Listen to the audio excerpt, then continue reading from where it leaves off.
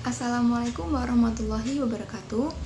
Di video ini, saya Selviana Nurbersari dari kelas 11 PS 2 akan menjelaskan salah satu strategi Indonesia dalam mempertahankan kemerdekaan dengan jalan senjata.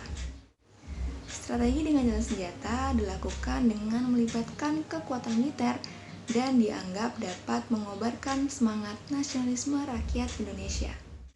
Salah satu strategi dengan jalan senjata yang akan saya jelaskan adalah pertempuran medan area. Pertempuran medan area merupakan peristiwa sejarah pada era revolusi fisik atau masa perang mempertahankan kemerdekaan Republik Indonesia yang terjadi di Medan, Sumatera Utara. Pemicu pecahnya pertempuran medan area ini adalah kedatangan pasukan sekutu di Sumatera Utara pada tanggal 9 Oktober 1945.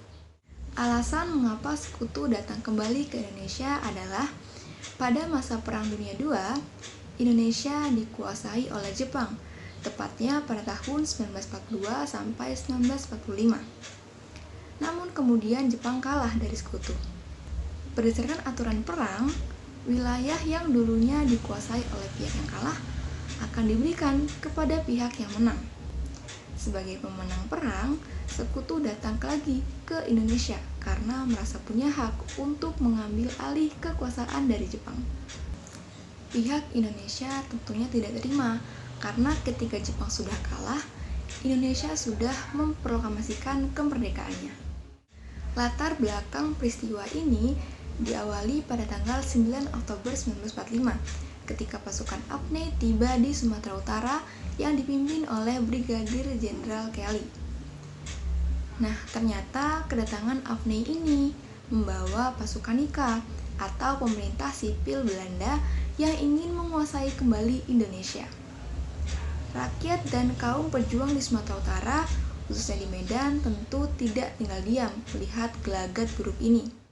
Hingga pada 10 Oktober 1945, dibentuklah TKR atau Barisan Pemuda di Medan oleh Ahmad Tahir yang pernah bergabung dengan tentara sukarela pada masa pendudukan Jepang. Kemudian pada tanggal 13 Oktober 1945 terjadi insiden diinjaknya lencana merah putih oleh NIKA, yang dimana lencana merah putih ini merupakan ciri khas yang dipakai oleh Barisan Pemuda yang ada di Medan. Dari insiden itulah pecahlah pertempuran medan area. Dalam peristiwa yang disebut pertempuran medan area itu, ditegaskan oleh Belanda bahwa rakyat Indonesia di Medan tidak boleh membawa senjata. Tentu saja rakyat Medan tidak mematuhi anjuran tersebut.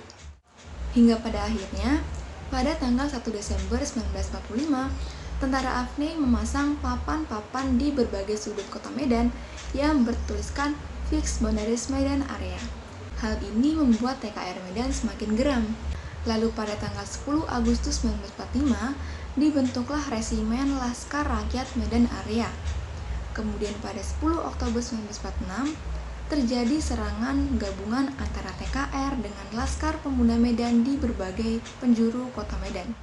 Sekutu dan NIKA akhirnya berhasil menduduki kota Medan pada April 1946. Pusat perjuangan rakyat Medan pun terpaksa digeser ke Pematang Siantar. Hingga pada akhirnya, pada 15 Februari 1947, pertempuran medan area mereda setelah kedua belah pihak melakukan gencatan senjata.